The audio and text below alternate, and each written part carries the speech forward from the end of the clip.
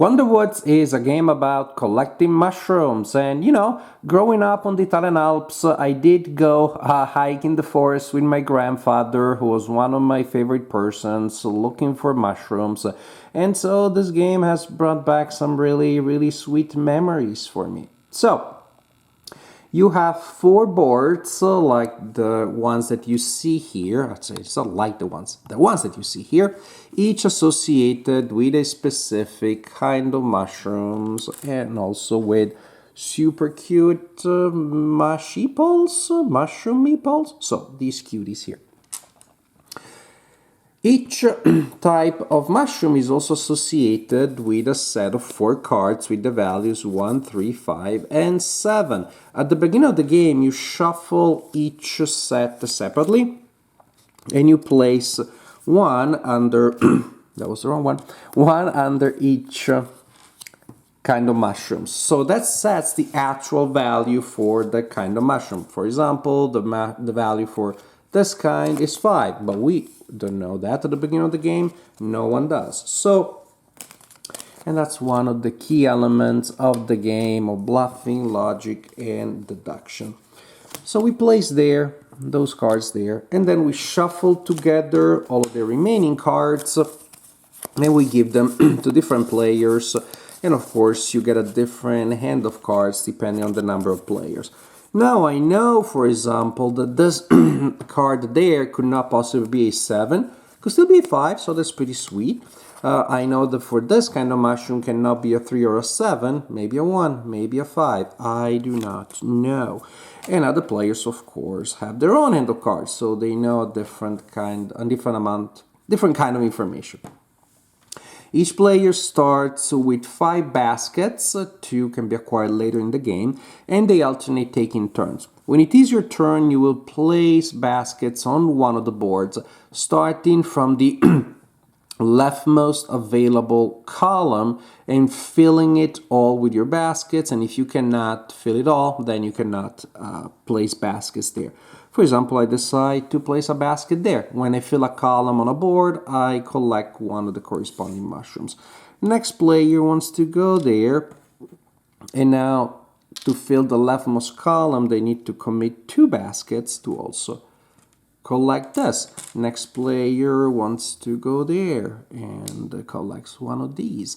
And then maybe later the same player goes there again, and now everybody starts wondering, what do they know about that mushroom? Did they get all of the 3 cards and they got the 1, the 3, and the 5, so they know that's a 7? I don't know.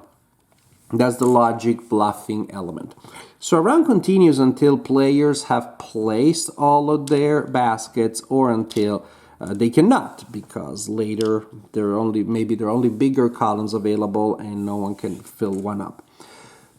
Now, when that is over, when that part is done, we collect bonus mushrooms. For each board, the player with the most baskets there will collect an extra mushroom. So, for example, blue has 4 against 2. That's it. Green has 3. No opponents, so green gets that one. In case of a tie, no one gets the extra bonus mushrooms.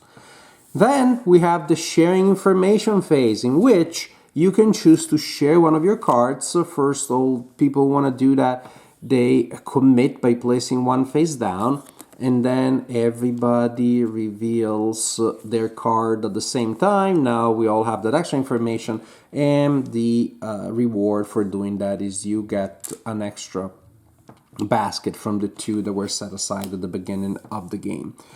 So people will get to know more as things progress. And that's the game. That's how you continue, alternating phases in which players place their basket to collect mushrooms, alternating those with phases where people may choose to share information. Don't forget the bonus mushrooms after each harvest phase.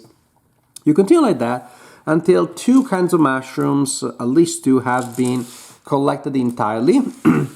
At the end of that harvest phase, then you will score points. You reveal the cards that tell you the actual value of each kind of mushroom, and you count points. This mushroom turned out to be 3. Then I have 3 of those. For that kind of mushroom, I score 9 points. That was a 5, and I only have 1. Then I score 5 points for that one. Score all kinds of mushrooms. The player with the high score wins the game. This is such a simple, elegant, effective filler and or family game. A great light game to play with maybe your friends who are not into complicated game designs, or again, maybe as the second or the third game of game night when people are tired. It's very pleasant due to the theme, due to those excellent components. Everything is cardboard or wood. There's no plastic in this set. There wasn't even like a shrink wrap. There is like a paper bag to hold the wooden components. So everything looks and feels very nice, and gameplay is so simple, so intuitive, yet surprisingly engaging for a game this light. Because you got the bluffing, because you got the deduction, and of course the first level is, well, I know what cards I have and I know what cards later people will be sharing. But then of course the actions that people take, you try to read them and you try to see, is my 13-year-old going for that mushroom really because they know something or because they're trying to trick me? They probably know something, I think. So, nice, interesting levels of indirect interaction, trying to, and even with a dash, with a splash of air majority there, because you get an extra mushroom once as the bonus at the end of a round. So even that was a really nice little addition to what is a very simple game. And we have seen similar ideas, sharing cards and therefore narrowing down what could be the value, which is hidden at the beginning of the game. But here with that little bit of area majority and everything just coming together very nicely, very smoothly, I was just impressed. My family and I started playing it on a Sunday afternoon, first with 3 players, so my wife, myself, and one of the kids, then the other kid joined, and we just kept playing it on repeat over and over again, one game after the other, because it's very quick. Once players know what to do, 15-20 minutes, you can play it easily, 2-3 rounds. 3 rounds usually is what the game lasts. And it's great. We couldn't stop playing it, so you know that we enjoyed it. Again, very light, very simple. You could play it with children and teach them something about logic and deduction, I guess. But the most important thing to me is that this game, for a light filler, is excellent. I enjoyed it and I recommend it to anybody who likes mushrooms, I guess, but most importantly, quick, simple, elegant fillers.